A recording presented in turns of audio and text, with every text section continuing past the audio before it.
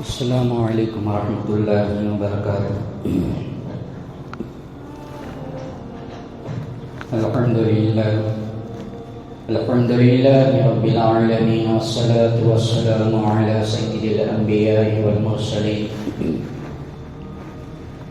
محمد وعلی آلہ واصحابہ اجمعین، اما بعد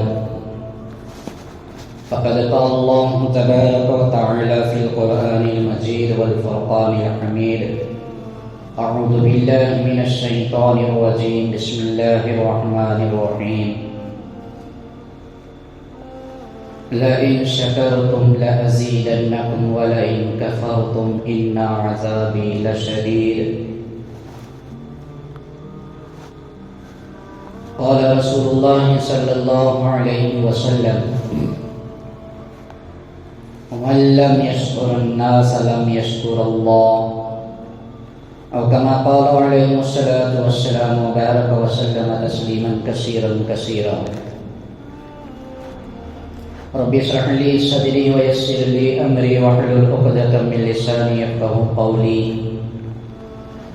اللهم صل على سيدنا مولانا محمد في أول وأوسط وآخر كلامنا. صدق الله مولانا العظيم وصدق رسوله النبي الكريم، ونحن على ذلك لمن الشاهدين والشاكرين، والحمد لله رب العالمين.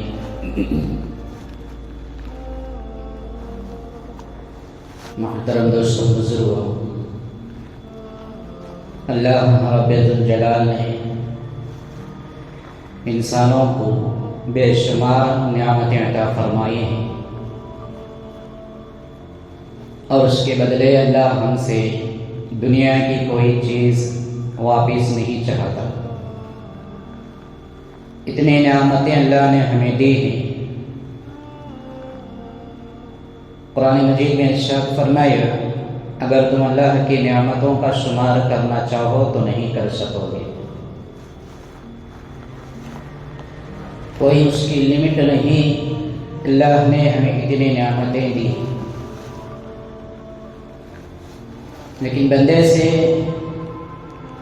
اللہ چاہتے ہیں کہ جو نعمتیں، جو چیزیں میں نے اپنے بندے کو دیا وہ ان کا شکر ادا کرے. اس کے سوا اللہ کچھ اور نہیں چاہتے.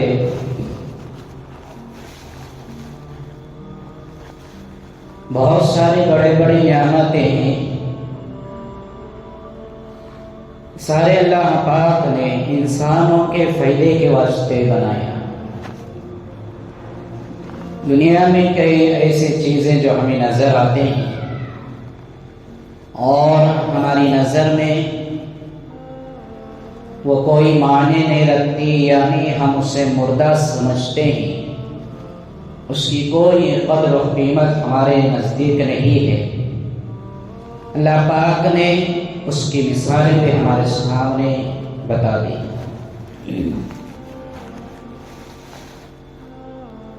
سورج کو اور چاند کو، ہوا اور زمین، آگ، پانی،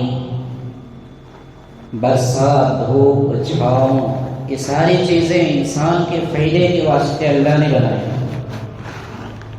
لیکن بعض انسان آج دنیا میں انہی چیزوں کو پوجنے لگے. سورج اللہ نے انسانوں کی ضرورت کے واسطے بنایا.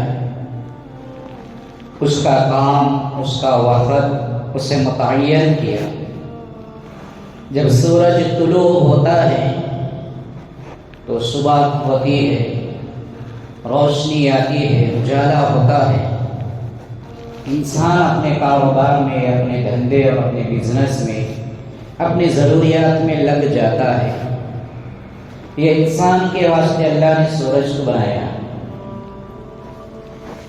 اب بہت سارے لوگ اس سورج کو بھی خدا مانتے ہیں، اس کی بھی عبادت کرتے ہیں. ایسے بہت ساری نعمتیں اللہ نے انسان کے واسطے بنایا، اور انسان جو نعمتیں دیا ہے جس نے ہمیں نعمتیں عطا کیا ہے اس کا شکر ادا کرنے کے بجائے بہت بڑا ناشکر بن چکا ہے۔ جس نے دیا ہم نے اسی کو بھول گئے۔ انسان کی کوئی طاقت نہیں، اس کی کوئی حیثیت نہیں ہے، بہت کمزور انسان ہے، لیکن اسے جو کچھ بھی دیا ہے یہ اللہ نے دیا، اس کی کوئی چیز نہیں، انسان کا اپنا کچھ بھی نہیں ہے، سب کچھ اللہ کا دیا ہوا ہے۔ لیکن اس کے بدلے میں اللہ چاہتے ہیں کہ میرا بندہ میری نعمتوں کا، میری دی ہوئی چیزوں کا وہ شکر بجا لائے۔ قرآن میں کہا لَإِن شَكَرْتُمْ لَأَزِيدَنَّكُمْ، اگر تم میری نعمتوں کا شکر ادا کرو گے تو میں تمہیں اور زیادہ دوں گا۔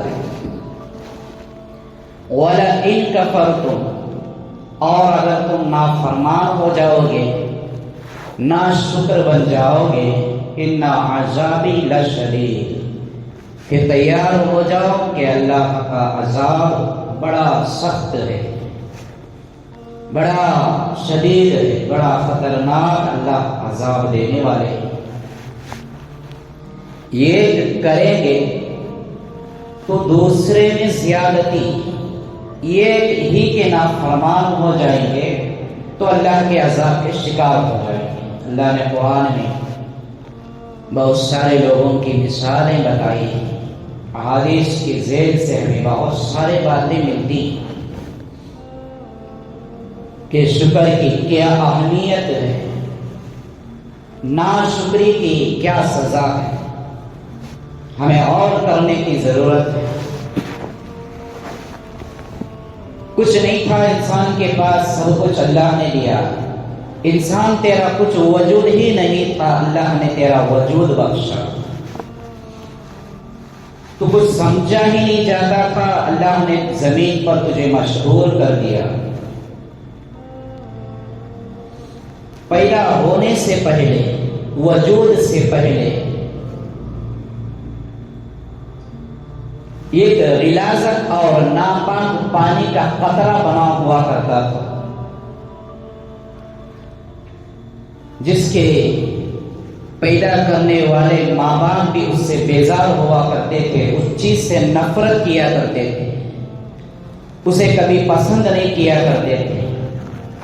اس غلاظت والی چیز ناپاک پانی کے قطروں سے اللہ نے انسان کا وجود بخشا۔ اللہ نے انسان کی پیدائش کی ناپاک چند قطروں سے، اس خطرے سے لے کر قبر میں جانے تک بھی انسان جو ہے ہر چیز کا، ہر ایک کا محتاج ہے۔ ماں کے پیٹ میں رہا، ماں کھا رہی ہے، ماں پی رہی ہے، ماں کی روزی روٹی سے اللہ نے پیٹ کے اندر اس انسان کا، بچے کا جو ہے انتظام کیا۔ جب دنیا میں باہر آیا کوئی طاقت نہیں، ایسا معلوم ہوتا کہ لنگڑا ہے، لولا ہے، بہرا ہے، گونگا ہے، اندھا ہے، کیونکہ کوئی صلاحیت نہیں تھی اس وقت۔ کچھ کام کرنا چاہتا تو ہاتھ میں اتنی طاقت نہیں تھی وہ ہاتھ سے کچھ کر سکتا تھا، کہیں چلنا چاہتا پیر کے اندر اتنی قوت نہیں تھی کہ قدم اٹھا کر آگے رکھتا تھا، کسی کو دیکھ کر پہچانتا تھا، اس کے آنکھ اور دل کے اندر اتنی طاقت نہیں تھی کہ وہ دیکھ کر پہچان سکتا تھا۔ اچھا یا برا کچھ بھی سننا چاہتا تو کان اس کی اتنی اس کا ساتھ نہیں دیتے تھے کہ وہ سن سکتا۔ ماں باپ کی آواز سنتا، رشتہ داروں کی آواز سنتا، اوروں کی آواز سنتا، اس کی قوت نہیں تھی۔ بولنا چاہتا تو اللہ نے زبان میں اتنی طاقت نہیں رکھی تھی کہ وہ زبان سے کچھ بول سکتا تھا۔ ہر چیز کا ہر ضرورت کا مسئلہ ایک ہی میں اس کی رونے کی آواز میں اللہ نے رکھا تھا۔ محتاج تھا انسان، بھوک کی شدت ہے تو روتا ماں دودھ پلاتی، کوئی تکلیف ہو رہی ہے روتا تو پتہ چلتا کہ فلانی تکلیف ہوئی ہے، یعنی کہ ہر ایک چیز خود انسان بننے کے بعد بھی اس کے اندر کوئی طاقت نہیں تھی کہ ہر ایک چیز میں جو ہے ہر اپنی ضرورت میں کسی دوسرے کا وہ محتاج تھا۔ اس کے بالمقابل اللہ نے کئی ہزاروں کی مخلوق بنائی، جانور ہیں، پرندے ہیں، جرید ہیں، حیوانات کی ساری چیزیں ہیں، اس کی مثالیں ہمارے سامنے دیا اللہ نے کہ دیکھو مکھی کا ایک بچہ پیدا ہوتا ہے تو فوری طور پر وہ ہوا میں اڑنے لگتا ہے، وہ کسی کا محتاج نہیں رہتا، اللہ نے اسے ایسا بنایا، ایسی طاقت اسے دی۔ مچھلی کا بچہ جب پیدا ہو جاتا ہے تو فوری طور پر وہ پانی میں تیرنے لگتا ہے، اسے کسی کو سکھانے کی ضرورت نہیں۔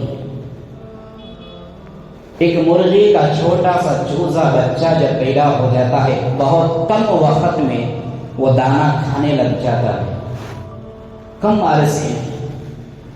یہاں اللہ نے ان چیزوں کی، ان جانوروں کی اور مخلوق کی زندگی کو انسان کے واسطے نمونہ بنایا ہے۔ انسان اسے دیکھے گا تو عبرت پکڑے گا، سبق حاصل کرے گا۔ سب کچھ دیکھتے ہیں، ہم کچھ سمجھنے کی کوشش نہیں کرتے۔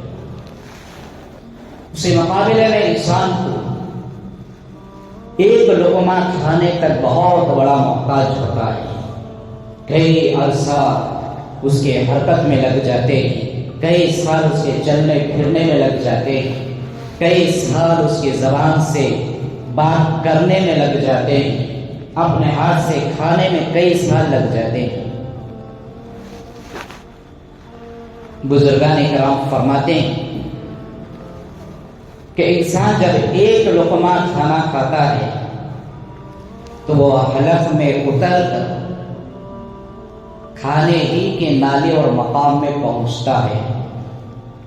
فرماتے ہیں کہ ایک ایک بھی لقمہ انسان کھاتا ہے تو ہر لقمے کے بجائے، ہر لقمے کے ذریعے وہ انسان موت کے منہ میں جا کر واپس آتا ہے، بجائے جہاں کھانے کی معدہ میں جانے کا کھانا راستہ بدل کر اگر ہوا کی نالی میں چلا جاتا ہے تو انسان زندگی سے ہاتھ دھو بیٹھتا ہے، پھر اس سے بچنا ناممکن ہو جاتا ہے۔ ایک لقمے میں اس کی زندگی بھی بن رہی ہے، ایک ہی لقمے میں اس کی موت بھی قریب ہے۔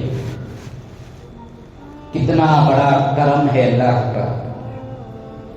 جب دوا لیتا ہے انسان تو وہ حلق میں جا کر اللہ سے اجازت پوچھتی ہے دوا کہ اللہ میں اس انسان کے واسطے شفا بنوں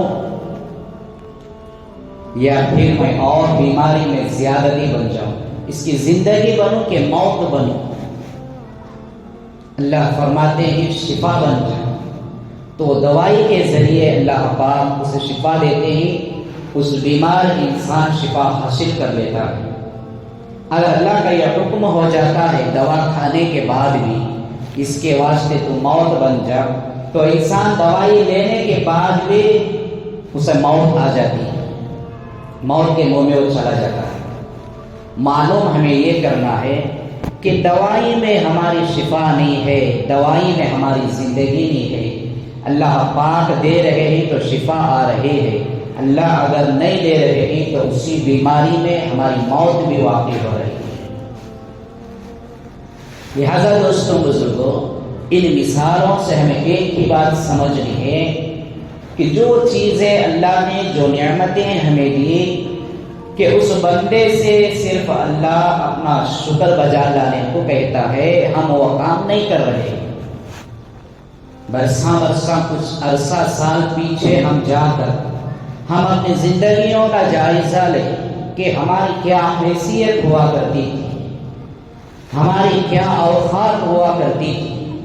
کسی کو رہنے کو مکان نہیں تھا، پہننے کو بدن پر صحیح کپڑے نہیں ہوا کرتے تھے، کھانے کے واسطے لذیذ اور شاندار اچھے کھانے نہیں ہوا کرتے تھے،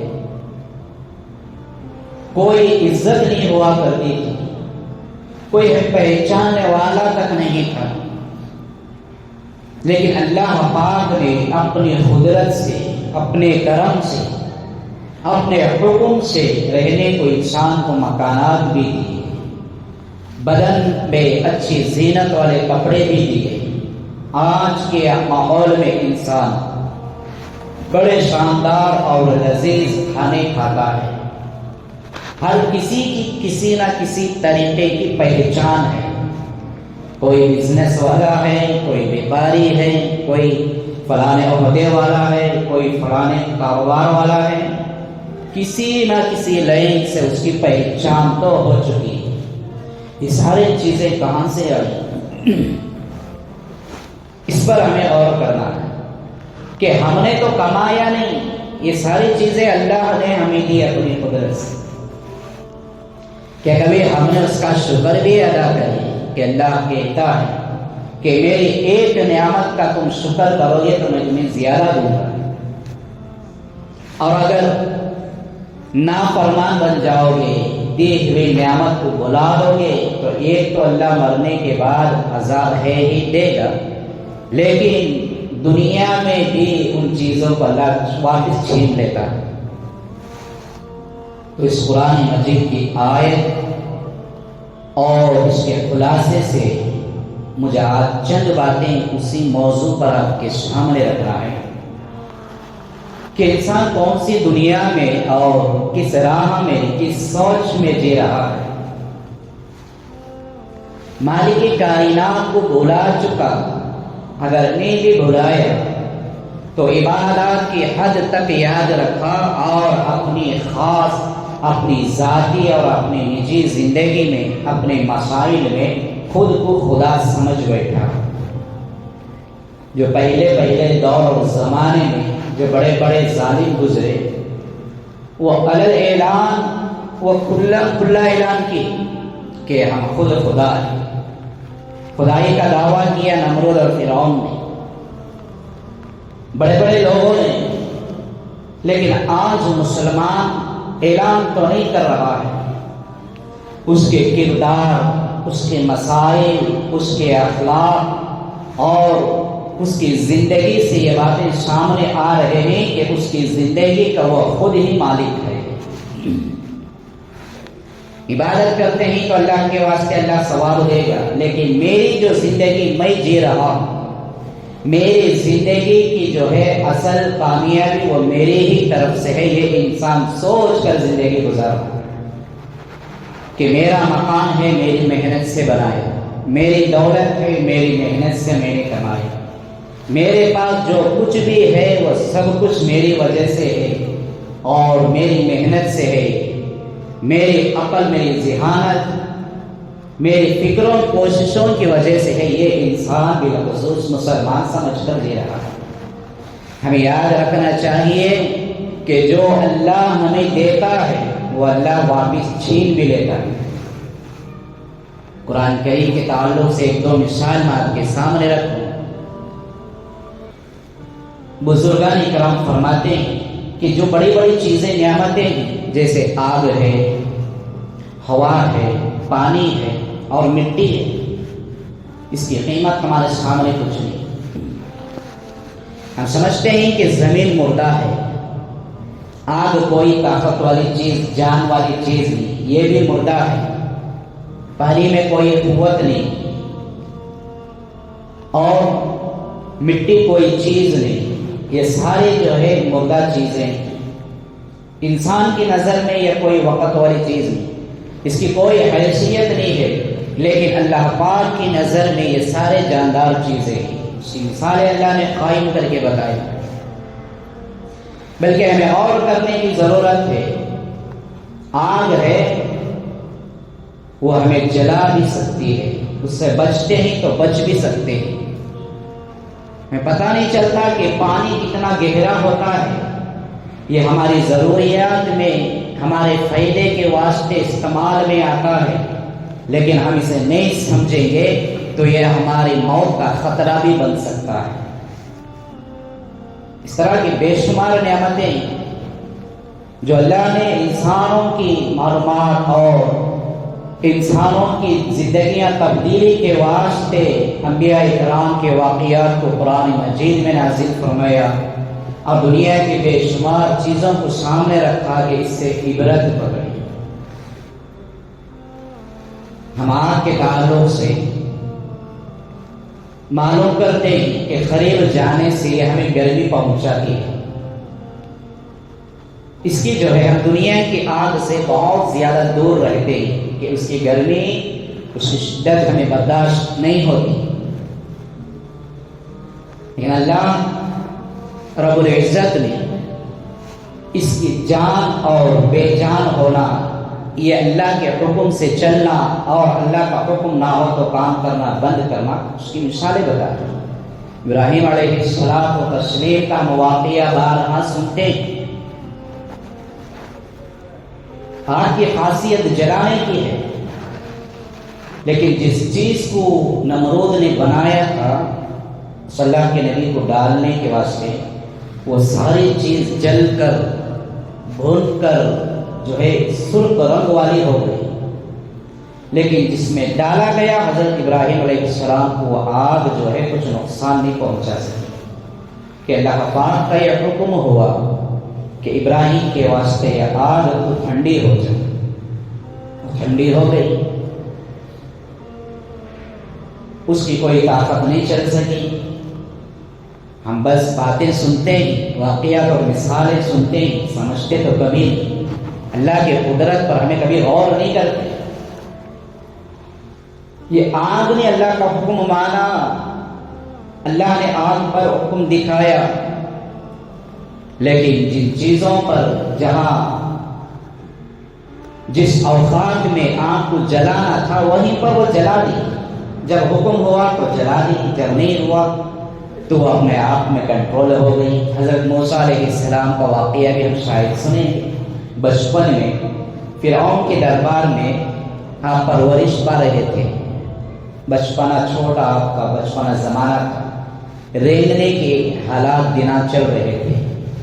ایک طرف نے اشرفیوں کو رکھا، فرعون نے ایک طرف آگ کو رکھا، پتہ کریں کہ یہ وہی بچہ ہے جو میری خدائی اور میری سلطنت کو برباد کرنے والا ہے، معلوم ہوگا۔ یہ دونوں چیزوں کو رکھا، پھر حضرت موسیٰ علیہ السلام کو چھوڑا۔ اب اکثر بچوں کی عادت بھی وہی ہوتی ہے، جیسے زیادہ روشن چیز ہے، چمک ہو رہی ہے، اسے کچھ سمجھ آئے یا نہ آئے وہ وہاں پر دیکھا کرتے اور اپنے حرکت والے ہاتھوں سے اسے کھینچنے اور اپنی طرف جو ہے پکڑنے کی کوشش کرتے ہیں۔ اب اتنے بھی ہم بھولے نہیں، ہمارے گھروں میں ہمارے بچوں کا جائزہ لے لیں۔ پیدا ہو رہے بچے روتے رہتے، بچوں کو دودھ دے تو وہ سائلنٹ نہیں ہوتے، موبائل میں ڈال کر سامنے رکھو تو دیکھتے رہتا، خاموش ہو جاتا، اسے کچھ معلوم نہیں ہو رہا کہ کیا ہے موبائل کے اندر، لیکن روشنی نظر آ رہی، سامنے چمک نظر آ رہی ہے تو وہ خاموش ہو جا رہا۔ اب ایسے ہی یہ کارنامہ پیش آیا، موسیٰ علیہ السلام ریزتے ہوئے آگے گئے، آگ جو ہے بڑی روشندان ہو رہی تھی، انگارے کے ڈلے کو ہاتھ میں اٹھا لیے، ایک چھوٹا سا جو ہے اس انگار کے ڈلے کو اٹھا کر منہ میں لے لیے۔ دو کام ہوئے، ایک تو آگ کو ہاتھ میں اٹھائے، دوسرا کام اپنے زبان میں لے لیا۔ اب زبان میں لینے کے بعد ظاہر سی بات ہے کہ اس سے تکلیف پہنچے گی، اس کی گرمی اور اس کی شدت محسوس ہوگی، تو آپ درد سے چلانے لگی۔ تو فرعون کی بیوی حضرت آسیہ نے آ کر زبان سے آپ کو نکالا اور سدھارنے کی کوشش کی۔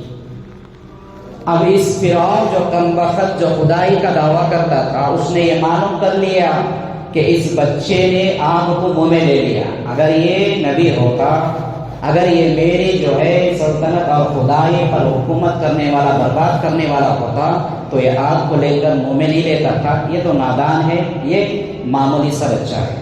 اس نے سوچا نہیں کہ منہ میں جو ہے زبان پر اس سے کچھ تکلیف ہو گئی، اور جس ہاتھ سے اس بچے نے آنکھ کو اٹھایا تھا اس ہاتھ کا کیا معاملہ ہوا، فرعون نے اس پر غور نہیں کیا۔ سیرت میں لکھا گیا کہ ہاتھ کو تو کچھ آگ کو ذرہ برابر بھی خراش نہیں آئی، ہاتھ میں آگ اٹھائی تھی، زبان میں لیے تو زبان تھوڑی سی جل گئی۔ اس کے بعد حضرت موسیٰ علیہ السلام کو زندگی میں زبان کچھ اوقات میں صحیح طریقے کے الفاظ نہیں نکال سکتے تھے، صحیح طریقے سے آپ گفتگو نہیں فرما سکتے تھے، زبان میں لل تھڑاہٹ ہوا کرتی تھی جو بچپن میں آگ لینے کی وجہ سے زبان کو تکلیف پہنچی تھی۔ لیکن جس ہاتھ سے اٹھائے تھے اس ہاتھ کو ذرا بھی کوئی خراش نہیں آئی۔ کبھی ہم نے غور نہیں کیا کہ اللہ کا یہ حکم تھا کہ آگ کو اٹھا لینا، لیکن ہاتھ کو کچھ نہیں کرنا۔ اب یہ نادان بچہ ہے، یہ مثال بتانے کے واسطے زبان میں چلے جا کر زبان کو تھوڑا سا جلا دے۔ معلوم ہوا کہ آگ کوئی چیز ہے، یہ نعمت ہے، اللہ کا حکم ہو رہا ہے تو فائدہ بن رہی ہے، اگر اللہ کا حکم نہیں ہو رہا ہے تو نقصان بن رہی ہے۔ کبھی ہم نے اس چیز سے ہم فائدہ اٹھاتے ہیں، کبھی ہم نے اس کا شکر ادا نہیں کیا۔ اس کی ہمیں ضرورت پڑتی ہے دنیا میں، زندگی میں ہمارے بسا اوقات کئی مراحل میں آگ کے انسان سے فائدہ ہوتا ہے، ضرورت پڑتی ہے۔ ابھی جو ہے زمانہ ترقی کرتا جا رہا تو ہمیں سلنڈر گیس مل رہا ہے، کرنٹ سے بھی ہمارے پکوان چل رہے ہیں، ٹیکنالوجی آگے بڑھ رہی ہے۔ پہلے کہاں تھا ساری چیزیں، آگ ہی کا انسان پکا کر کھایا کرتا تھا، کوئی ماچس نہیں ہوا کرتی تھی، دو پتھر کو جو ہے لگڑنے سے آگ نکلا کرتی تھی۔ اگر اس میں اللہ کا حکم نہیں ہوتا تو اللہ اس سے انسان کو بجائے فائدے کے اسے نقصان بھی پہنچا سکتے تھے۔ اس پر ہمیں غور کرتے ہوئے اس کا ہمیں شکر ادا کرنے کی ضرورت ہے۔ ایک نعمت کی ہم اللہ کا شکر کریں گے تو اللہ پاک اس کے بدلے میں ہمیں اور زیادہ نعمتیں دے گا۔ انبیاء کرام کی قوم عاد بھی بڑی طاقتور تھی، بڑی قوت والی تھی، بڑے بڑے باغات کے مالک تھے، بڑے بڑے مکانات محلات کو تعمیر کر کے رہا کرتے تھے، بڑے مالداری کی حالت میں بھی تھے، لیکن ان کے پاس نہیں تھا تو بڑے وہ ناشکر تھے، اللہ کا شکر کبھی ادا نہیں کرتے۔ اب حضرت ہود علیہ السلام ان کے پاس حق کی دعوت لے کر جاتے تو وہ انکار کر دیتے تھے، مانتے نہیں تھے۔ ایک وقت ایسا آیا، اللہ کی پکڑ کا وقت آیا، جیسے اللہ نے قرآن میں کہا وَلَئِن كَفَرْتُمْ، اگر تم ناشکر بنو گے تو میری نعمتوں کا شکر ادا نہیں کرو گے، ان عذابی لشدید، کہ میرا عذاب بڑا سخت ہے۔ ناشکر ہو جائیں گے تو اللہ کا عذاب آ کر پکڑے گا۔ اس قوم کے اوپر بھی ایسا ہی سالی پڑا۔ قوم کے بڑے بڑے سردار لوگوں نے جا کر مکے میں کعبۃ اللہ شریف کے پاس ایک عرصہ رہے، وہاں پر اللہ سے دعائیں مانگنے لگے کہ ہمارے واسطے رواج کے حساب سے وہ مانگتے کہ ہمیں برسات کا کوئی راستہ دکھا دے، ہمارے واسطے برسات نازل کر دے۔ اللہ پاک نے 3 طرح کے ابر کو نمودار کیا آسمان پر، سرخ رنگ والا یعنی لال رنگ کا، ایک کالے رنگ کا اور تیسرا سفید رنگ کا، 3 طرح کے ابر نمودار ہوئے، اور آسمان سے آواز آئی ان تینوں میں سے ایک ابر، ایک رنگ کے، ایک طرح کے ابر کو تم اختیار کر لو، اس سے تمہیں فائدہ ہوگا۔ اب لوگوں نے سیاہ رنگ یعنی کالے ابر کو اختیار کر لیا۔ وقت ہم کہتے ہیں کہ ابر کالا ہے تو برسات کا موسم ہوتا ہے، بارش آنے کا اندیشہ ہے۔ اب وہ لوگوں نے بھی کالے رنگ کے ابر کو اختیار کیا، پسند کر لیا، اب ہمیں برسات ہو جائے گی، چلے گئے اپنے علاقے، اپنے گاؤں۔ جانے کے بعد یہ جو کالے رنگ والا ابر تھا، اللہ پاک نے اس میں ہوا کو رکھا۔ جب وہ نمودار ہوا ابر تو اتنی زوردار آندھی چلی کہ ان کے سارے بڑے بڑے مقامات اور ان کے باغات، سارے جتنے ناشکر تھے سوائے حضرت ہود علیہ السلام، اور آپ کے ماننے والوں کے، یہ سارے لوگ ناشکر والے سارے لوگ اسی میں جو تینکے کی طرح اڑتے ہوئے چلے گئے، تباہ ہو گئے، برباد ہو گئے۔ جب ہوا انسان کی ضرورت کی چیز ہے، فائدہ مند چیز ہے، ہوا کے بغیر کوئی چیز رہ نہیں سکتی، نہ جانور جی سکتا ہے نہ انسان جی سکتا ہے۔ اللہ نے ہوا کو نعمت بنا کر بھیجا، یہ شکر کرتے ہیں بندے تو ان کے واسطے فائدے والی چیز بن رہی ہے، نہ شکر والوں کے واسطے وہی ہوا جو ہے اسے نقصان دہ بن جاتی ہے۔ کہتے ہیں کہ زیادہ ہوے میں رہنے سے میری طبیعت خراب ہو جاتی ہے۔ طبیعت خراب نہیں ہوتی ہے، اللہ نے حکم نہیں دیا کہ اسے فائدہ پہنچا۔ جب اللہ کا شکر ادا کرتے ہیں تو اللہ حکم دیتے ہیں تو وہ چیز فائدہ مند ہوتی ہے۔ تو ہمیں اس چیز پر بھی اللہ کا شکر ادا کرنا ہے۔ اللہ سے ہم ہوا لے رہے ہیں، استعمال کر رہے ہیں، زندگیاں گزار رہے ہیں، ایک پل میں کتنی مرتبہ ہم سانس لیتے ہیں، کبھی ہم نے اللہ کی اس نعمت کا شکر ادا نہیں کیا۔ پانی بھی نعمت ہے، اللہ نے بندوں کو دیا، اس سے فائدہ بھی ہے اور نقصان بھی ہے۔ اللہ کی فرما برداری اور اللہ کی نعمت سمجھ کر شکر بجا لاتے ہوئے اگر ہم اسے استعمال کرتے ہیں تو وہ پانی ہمارے واسطے فائدہ مند، صحت مند یہ چیز والا کام کرے گا۔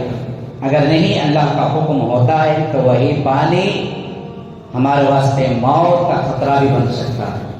اس کی بھی مثال ہمارے سامنے، موسیٰ علیہ السلام و تسلیم اور آپ کے ماننے والے دریائے نیل سے گزر گئے راستے بنا کر۔ یہ اللہ کے ماننے والے تھے، اللہ نے اس پانی میں ان کو راستے نکالا، ان کے واسطے فائدہ مند بنایا۔ پیچھے پیچھا کرتے ہوئے فرعون اپنے ساتھیوں کو لے کر آیا، اپنے آدمیوں کو لے کر۔ اللہ کا حکم ہوا کہ راستہ اب بند ہو جا، پانی بجائے تو فائدہ دینے کے اب ان لوگوں کے واسطے تو نقصان دہ بن جا۔ یہ لوگ آگے پار ہو گئے، نکل چکے، فرعون اور اس کے آدمیوں کے ساتھ آیا، اسی دریا میں وہ غرق ہو گیا۔ پانی انسان کے بس کی بات نہیں، ہم جو اسے کوئی حیثیت نہیں سمجھتے، مردہ چیز سمجھتا ہے انسان، اللہ نے اس پر حکومت کر رہا ہے اور اللہ کا حکم اس پر چل رہا ہے۔ اللہ یہ بتا رہے ہیں کہ دیکھو یہ چیز کے اندر بھی جان ہے، جان ہے، تبھی تو موسیٰ علیہ السلام کو بچایا پانی نے اور فرعون کو غرق کر لیا۔ یہ ساری چیزیں ہی دوستوں بزرگوں، بہت ساری نعمتیں اللہ نے ہمیں دی، کہ کبھی انسان شکر بجا لا رہا ہے کہ ہم نہیں بجا رہے۔ جیسا کہ میں نے ابھی عرض کیا کہ ہر چیز پر ہم سمجھ رہے ہیں کہ یہ میرا ہے اور یہ میری ہی ہے، یہ میری محنت ہے، یہ میری کوشش ہے، میری فکر ہے، یہ دولت میری ہے، بزنس میرا، ساری چیزیں میری۔ نماز پڑھتے ہی تو اللہ کے واسطے، ثواب اللہ دے گا، دھندا کس کا؟ میرا، محل کس کے؟ ہماری بلڈنگ ہے کس کے؟ میرے، اللہ کے۔ کبھی ہم نے سوچے بندہ صدقے دل سے نئے ماننے کو بھی تیار نہیں کہ یہ ساری چیزیں اللہ کے۔ حضرت بزرگان کرام فرماتے ہیں کہ بڑا ناشکرا ہو گیا انسان، سب کچھ اللہ کا لیا اور اللہ ہی کو بھول گیا۔ یہ ذریت قارون کی ہے کہ اس نے بھی یہی کہا کرتا تھا کہ اللہ نے اتنی دولت دی، اتنی سلطنت دی اور سب کچھ اللہ نے اسے دیا۔ روایت میں آتا ہے کہ اس کی دولت کے خزانے اتنے ہوا کرتے تھے کہ وہ جن جگہوں پر رکھا کرتا تھا اس کے تالوں کے چابیاں کئی گدھوں پر لاد کیا کرتی تھی۔ ہمارے ایک بیرو کا لاک کھول دے تو سارا جو ہوگا وہ نیچے بڑھ پڑ جائے گا۔ پھر بھی آج مسلمان فقیر ہے، پھر بھی اللہ کی نظر میں، شریعت اور اسلام کی نظر میں انسان آج بھکاری ہے، اس کے پاس کچھ بھی نہیں ہے۔ اللہ نے اتنا آج نہیں دیا انسان کو جتنا کہ اس دور کے بڑے بڑے بادشاہوں کو دیا تھا کہ ان کو آزمانے کی واسطے۔ اتنا کچھ دیکھ کر قارون کو اللہ نے آزمایا۔ اب ہمارے پاس اتنا کچھ نہیں ہے، تھوڑا جو اسباب ہے اعتبار سے جینے کی خاطر 2 وقت کی روٹی کھا کر زندگی گزارنے اللہ نے کچھ اسباب دیا تو ہم جو ہے ہم اپنی زندگی کے مالک اور خدا بن بیٹھے۔ زکوٰۃ استعمال زکات وصول کرنے کے واسطے قارون کے پاس پیغام بھیجے حضرت موسیٰ علیہ السلام نے. اس نے کہا کہ کسی کی دی ہوئی چیز نہیں ہے، یہ دولت کسی نے مجھے دیا نہیں، یہ میری محنت اور کوشش اور میری محنت سے میں کمایا ہوا میری دولت ہے، میں اس کا ایک پیسہ بھی نہیں دے سکتا. دولت پر ناز کیا، دولت پر اسے اپنا ہونے پر فخر ہوا، اللہ کی راہ میں وہ زکات دینے سے انکار کیا. حضرت موسیٰ علیہ السلام و تشریف کے ذریعے سے اللہ کا حکم ہوا کہ اے زمین، اے مٹی، تو اس جو ہے ظالم کو، اس ناشکر کو، اس کی دولت سمیت تو اندر نگل جا. پھر کیا ساری دولت، سارے خزانوں کے ساتھ وہ قارون خود جو ہے زمین کے اندر دھس کر تباہ ہو گئے. سمجھتے کہ زمین کچھ نہیں، اللہ کا حکم ہوا تو وہ چلے گئے، قارون کو تباہ کر دی اس کی دولت اور اس کے خزانے کے ساتھ. اور اللہ نے بعض لوگوں پر حکم دیا مٹی اور زمین کو، تو وہ شہید صالح تندرست زمین پر رکھی. کتنے حادثات ہمارے سامنے نہیں گزرتے، کیسے کیسے ہم واقعات دیکھتے نہیں، سنتے نہیں کہ کہیں پر زمین نے زلزلہ آ گیا، زمین کھلی اور کئی علاقوں کے علاقے اس میں دھس گئے، تباہ ہو گئے. یہ کیا تھا؟ یہ اللہ کا عذاب ہے. کہ قرآن لئن شکرتم، اللہ نے کئی مقامات پر کہا کہ میرے بندے تو اللہ کا شکر گزار بن جا، تجھے اس کے بدلے میں اور نعمتیں زیادہ کر کے دوں گا.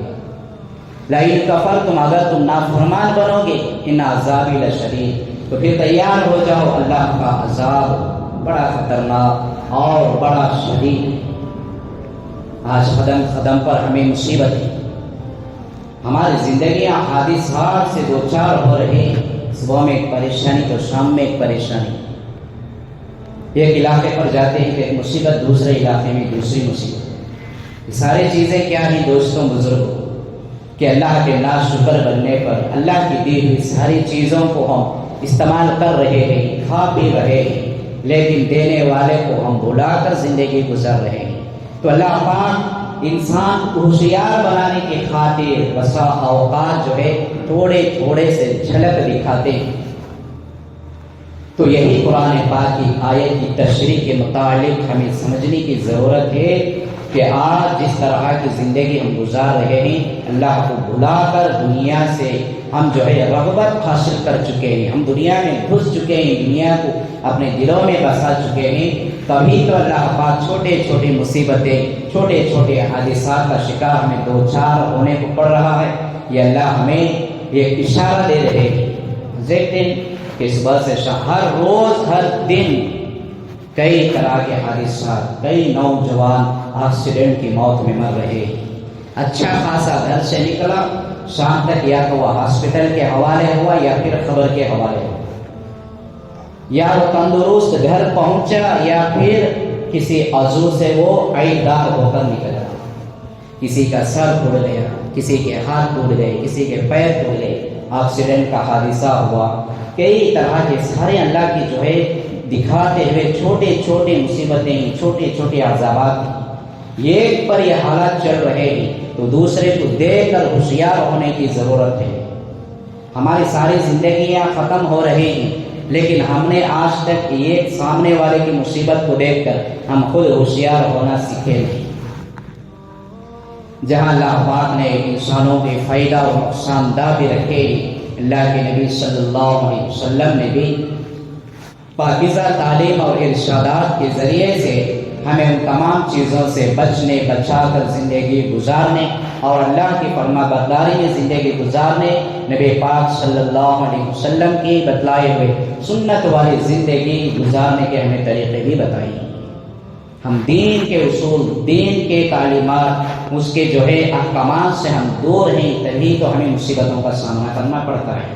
کھانا بڑی نعمت ہے اللہ پاک کی، انسان کو دیا ہے، نہیں کھاتا تب بھی مر جاتا، کھاتا ہے اللہ کے نافرمانی کے اعتبار سے تب بھی وہ مر جاتا ہے. لیکن ہمیں ضرورت ہے کہ اللہ اور اس کے رسول صلی اللہ علیہ وسلم کا طریقہ کیا ہے، اللہ کا حکم، نبی کا طریقہ کیا ہے، یہ سوچ کر ہم کھائیں.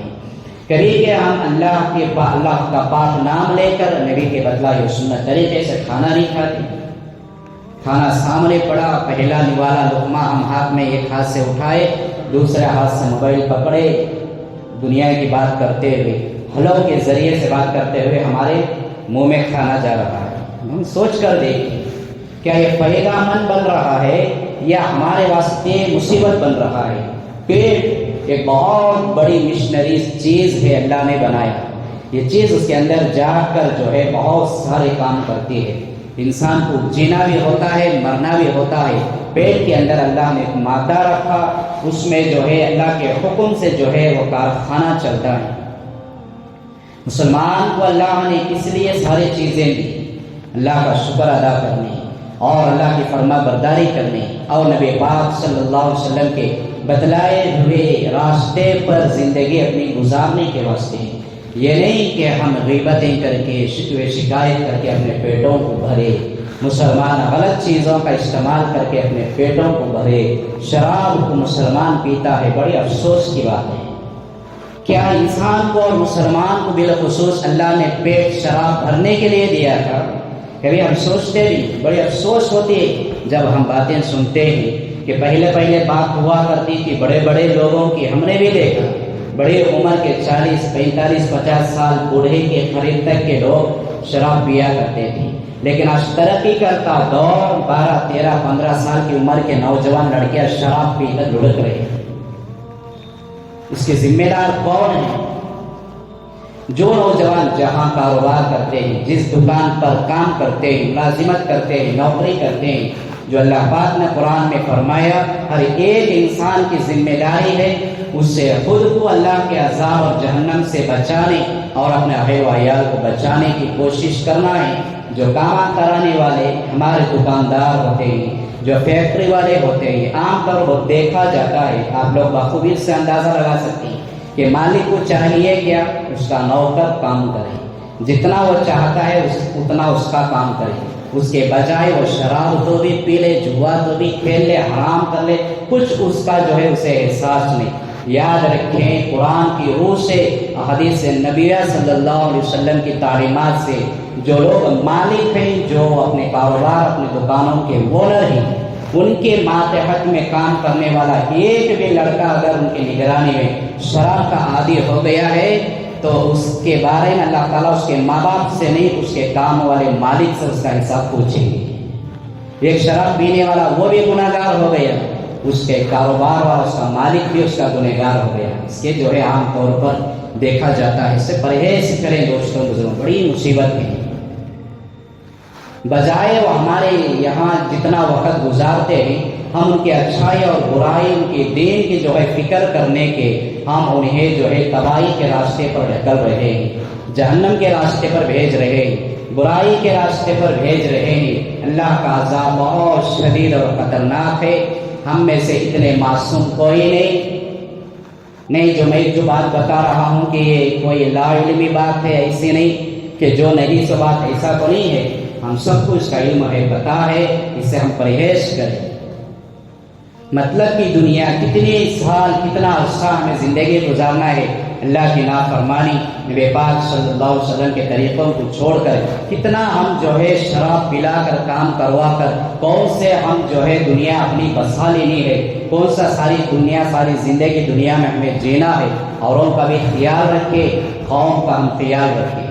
یہی ہے کہ معاشرے میں جب برائیاں خرابیاں پیدا ہوتی ہیں، گناہ پیدا ہو جاتے ہیں، تو وہ کرنے والا اکیلا اس کا ذمہ دار نہیں ہوتا، پورا معاشرہ اس کا ذمہ دار ہوتا ہے، گھر والے اس کے ذمہ دار ہوتے ہیں، محلے والے اس کے ذمہ دار ہوتے ہیں، بڑے بڑے تنظیموں اور کمیٹیوں کے لوگ اس کے ذمہ دار ہوتے ہیں۔ تمام چیزوں پر ہمیں نگرانی کرنے کی ضرورت ہے۔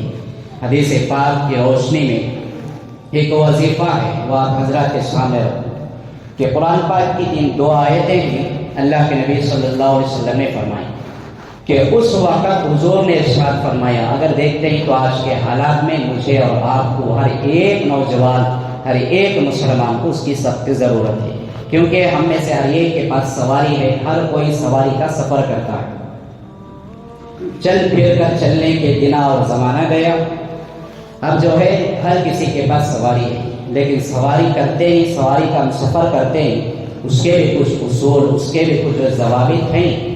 دین ایسا ہمارا ہے کہ کسی بھی موڑ پر کسی بھی حالت میں کسی چیز میں ہمیں پیچھے نہیں چھوڑا، ہر جگہ پر ہماری رہنمائی فرمائی ہے۔ حضرت عبداللہ ابن عباس رضی اللہ تعالیٰ بڑے جلیل القدر صحابی، وہ فرماتے ہیں اللہ کے نبی صلی اللہ علیہ وسلم کا ارشاد، جب کوئی بندہ سواری ایک چھوٹی سی آیت اور دعا کو پڑھ کر گھر سے نکلتا ہے، سوار ہوتا ہے، تو صحابی اتنی بڑے چیلنج کے ساتھ، اتنی بڑی سند کے ساتھ ارشاد فرماتے ہیں کہ اس بندے کا اس سواری سے کبھی ایکسیڈنٹ نہیں ہوگا۔ پھر فرماتے ہیں کہ اگر ہو بھی جائے تو کل روز قیامت مجھ سے وہ پوچھ لینا کہ میں جھوٹ یا سچ کہا تھا۔ اور اس کے پورے الفاظ ایسے کہ صحابی نے فرمایا کہ میں نے اللہ کے نبی کو اپنے آنکھوں سے دیکھا، اگر نہ دیکھا ہوتا تو میرے آنکھ اندھے ہو جائے، اور میں اپنے کانوں سے سنا، اگر نہیں سنا ہوتا تو میرے کان بہرے ہو جائے۔ تو صحابی نے قرآن مجید کی آیتیں دعا کے بذریعے ہمیں ارشاد فرمایا کہ جو بندہ سواری میں جاتا ہے، صبح اپنے گھر سے نکلتا ہے، بجائے فون میں بات کرتے ہوئے، بجائے کہ کاروبار کی پریشانی لے کر جو ہے گھر سے جو ہے ناراضگی اختیار کرتے ہوئے، کسی تمام جہالت کے طریقوں کو چھوڑ کر ایک حدیث کی روشنی کی دعا کو لے کر چلتا ہے، تو صحابہ اللہ کے نبی صلی اللہ علیہ وسلم کا یہ ارشاد نقل کرتے ہیں کہ اس کا جو ہے کسی بھی طریقے سے ایکسیڈنٹ نہیں ہوگا، اگر ہو گیا تو قیامت کے روز اللہ کے نبی سے پوچھ لینا۔ ہم میں سے کسی کی طاقت نہیں کہ حضور سے اور صحابہ سے ہم سوال کر سکے کہ تمہیں دنیا میں کیا بتائے، لیکن ہمارا ایمان ہے، ہمارا یقین ہے کہ جو صحابی نے بتایا وہ اپنے گھر کی بات نہیں، نبی کی بات بتاتے ہیں۔ اب ہم میں سے سب کو ضرورت ہے کہ نہیں ہے؟ ہم میں سے ہر ایک کو ضرورت ہے۔ قرآن پاک کی چھوٹی سی آیت ہے، سب سے پہلے بسم اللہ الرحمن الرحیم ہے، یہ تو ہر کسی کو معلوم ہے، اگر نہیں پڑھتا تو بڑی افسوس سے بھی زیادہ افسوس کی بات کہ مسلمان ہے بسم اللہ بھی نہیں معلوم۔ تو دوسری 24ویں پارے کی آیت ہے، وما قدر اللہ حق قدرہ والارض جميعا قبضته یوم القیامہ والسماوات مطویات بیمینہ سبحانہ وتعالی عما یشرکون۔ ایک چھوٹی سی آیت ہے۔ ایک تیسری آیت، بسم اللہ مجریہا ومرساہا ان ربی لغفور رحیم۔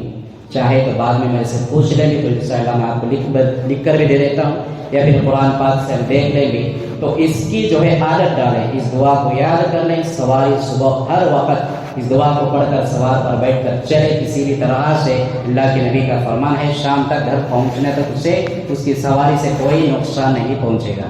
اب یہ بات کو سامنے رکھ کر ہمیں شرارت نہیں کرنا، اب لاپرواہی سے ہم استعمال کرے، ویلنگ اڑا رہی یا پھر گاڑی چلا رہی بولے تو ہمیں دنیا سے خود اڑ جاتی ہے۔ ایمان کے تعلق سے، حدیث کی روشنی کے تعلق سے ہم جو ہے اپنی زندگی کو قیمتی سمجھتے ہوئے ان تمام تعلیمات پر ہمیں اللہ پاک عمل کی توفیق عطا فرمائے، کہ انہیں سننے سے زیادہ عمل کی توفیق عطا فرمائے۔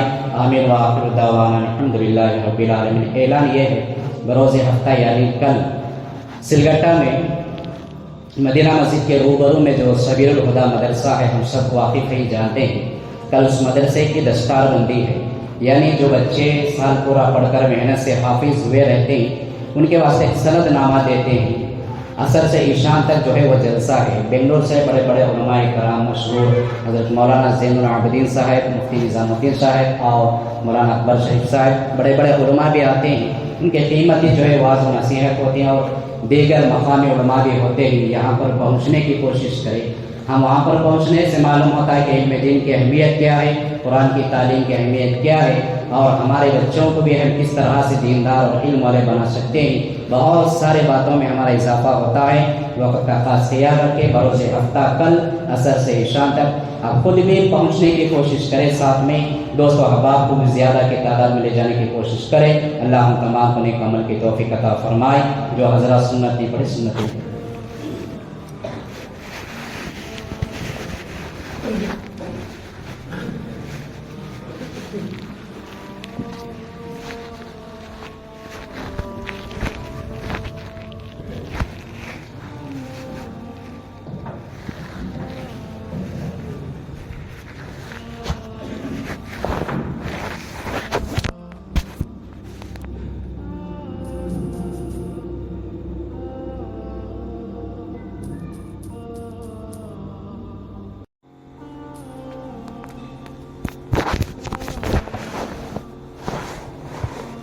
السلام علیکم ورحمۃ اللہ وبرکاتہ۔ الحمد للہ رب العالمین، والصلاة والسلام علی سید الانبیاء والمرسلین محمد وعلی آلہ واصحابہ اجمعین، اما بعد فقد قال الله تبارك وتعالى في القرآن المجيد والفرقان الحميد: أعوذ بالله من الشيطان الرجيم، بسم الله الرحمن الرحيم. لئن شكرتم لأزيدنكم ولئن كفرتم إن عذابي لشديد.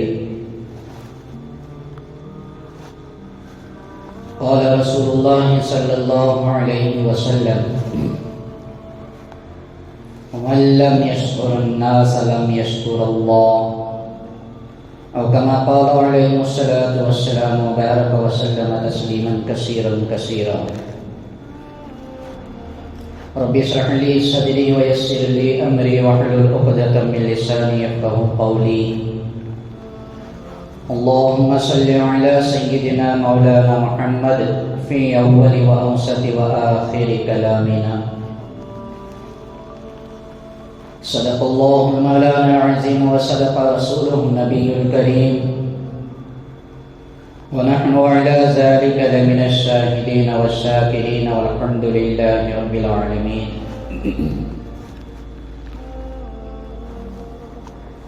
محترم دوستوں، بزرگوں، اللہ رب الجلال نے انسانوں کو بے شمار نعمتیں عطا فرمائی ہیں، اور اس کے بدلے اللہ ہم سے دنیا کی کوئی چیز واپس نہیں چاہتا. اتنی نعمتیں اللہ نے ہمیں دی ہیں.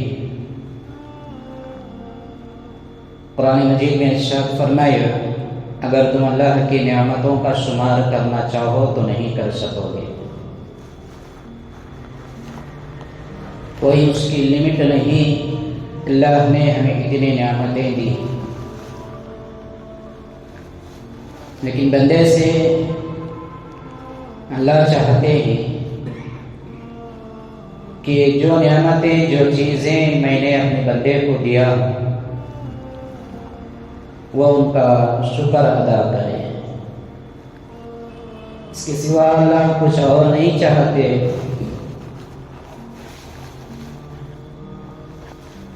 بہت ساری بڑے بڑی نعمتیں ہیں، سارے اللہ پاک نے انسانوں کے فائدے کے واسطے بنایا. دنیا میں کئی ایسی چیزیں جو ہمیں نظر آتے ہیں اور ہماری نظر میں وہ کوئی معنی نہیں رکھتی، یعنی ہم اسے مردہ سمجھتے ہیں، اس کی کوئی قدر و قیمت ہمارے نزدیک نہیں ہے. اللہ پاک نے اس کی مثالیں